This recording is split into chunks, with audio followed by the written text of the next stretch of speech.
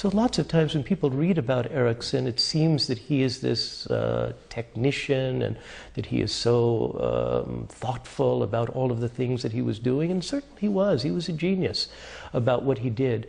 But more impressive was the genius of how he lived. He was teaching me about how to enjoy life, how to be a better person.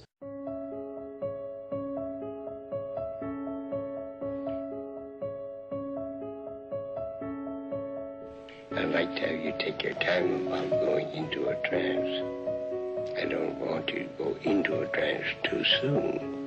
A lot of communication that goes on between people that certainly is below the level of awareness, and I'm sure that's it, but it seemed much more precise and specific communication than that kind of communication allows. So, you know, I know he didn't believe he was psychic, but he seemed psychic sometimes. It was the psychoanalytic heyday.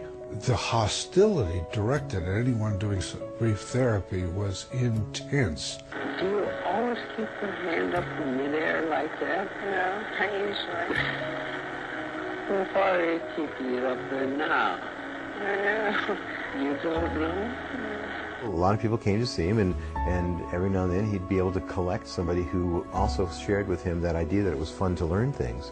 He looked and he said, "You've got a tendency to over-compartmentalize in your thinking, and it gets in the way of your unconscious." All of a sudden I had this white light like filled the room.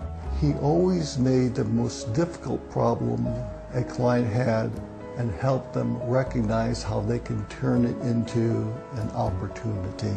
He really did trust the unconscious and had complete faith in it. You focus the patient's attention where it should be focused and where he can call forth memories that he'd long forgotten. As this teenager who was supposed to die, had polio, and listened to a doctor telling his mother the boy's not going to live to see morning. And afterwards having no ability to speak, to move.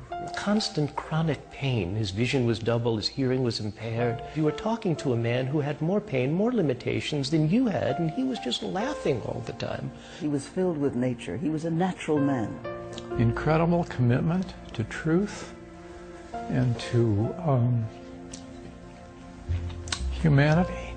It really made me feel really sad that I knew he couldn't, you know, he didn't have the muscles to reach out and hug me.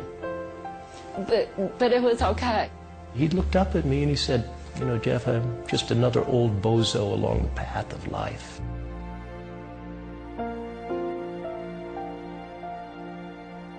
God, you hear my voice?